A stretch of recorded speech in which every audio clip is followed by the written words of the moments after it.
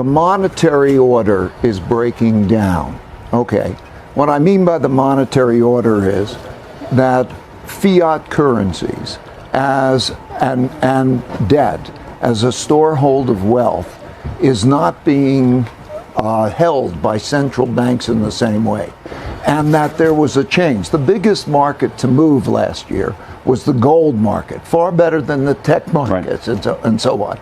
And the U.S. markets underperformed foreign markets because of the fact you could see it in the numbers of the central banks and so on. So let's just look at the fact that on the other side of trade deficits and trade wars, there are capital and capital wars.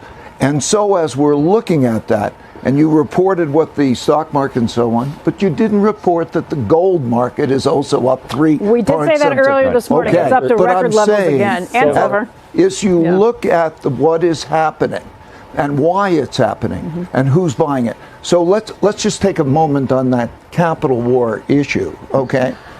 We know that both the holders of US dollar denominated debt, which is money, and those who need it, the United States, are worried about each other, right? So if you have other countries who are holding it and they're worried about each other, and we're producing a lot of it, that's a big issue, right? So you have to explain what is going on with fiat currencies, generally speaking.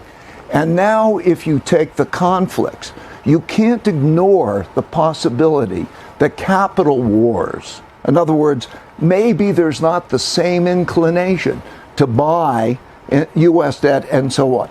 We at least need to talk about those possibilities and find out who is buying and selling what that is behind these market movements. And who do you think is behind it? Well, it's known. It's very clear. You're seeing both the central banks. I can take you down to the specific central banks and what they're doing. Okay, they are because they're. What is money? What was We're money? Increasingly buying our own money. That's the lesson of all this. And the other countries' central banks and sovereign wealth funds and others are buying gold, buying these assets as a diversifier. Think of it, gold is not a metal to speculate on. It's the second largest reserve currency.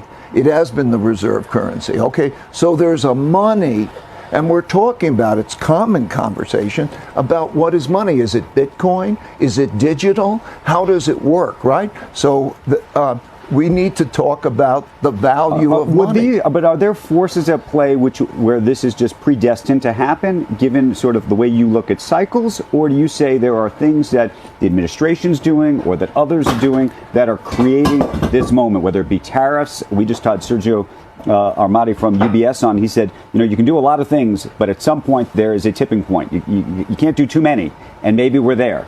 There are circumstances that have happened repeatedly that are analogous in history that you can look to. When you have a certain amount of debt, okay, and that means others are holding it as debt assets, such as bonds, okay, and you have to sell a lot more. There's a supply-demand issue, okay. Also, when they're holding that, they have to believe in that in terms of the supply-demand. And when you have conflicts, international geopolitical conflicts, even allies do not want to hold each other's debt. They prefer to go to a hard currency. This is logical, and it's factual, and it's repeated throughout history. So what would Ray Dalio do with his money right now? Well, I have had, let me answer it this way. If you don't have any views on markets and you say, what should be my strategic asset allocation mix, you would have a diversified portfolio of certain assets that would diversify each other. And then the question is, what would gold play? When you ask me what gold, it would represent between 5 and 15% of a normal portfolio because it does very well when the other assets don't do well. It's an effective diversifier. So if you had no views of the markets, that's what you would have. And central banks would have a higher percentage than they currently have, okay? So I would start with that view. Now, do I have, then you make tactical tilts from that. Right. Okay? Now, in my tactical tilts, I have been clear for quite a while that I would tilt away from bonds and bonds, and I would be tilting toward gold and have a greater than normal amount of that. I'm also believe that we're in a... despite the run-up already, meaning you think it's still got... You always keep, what is my amount that I'm going to keep? Okay? So don't pay so much attention. If I look at the run-up and I take what are the positions held by the entities that should hold what positions, they're still short of gold. Okay? So, but still, I'm not saying that it's what amount should I hold.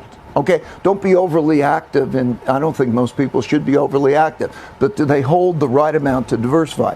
And the other part of the answer to the question is that I believe that we are in a wonderful technological revolution in which there's going to be new tech creating great disruptions, and not so much from there are the hyperscalers and so on, but there's the impact of those on companies that are going to use that and so on. So I want a part of my portfolio to be in those so I'm kind of in a mixture of new tech and diversified with an element of gold. That's where my biases are.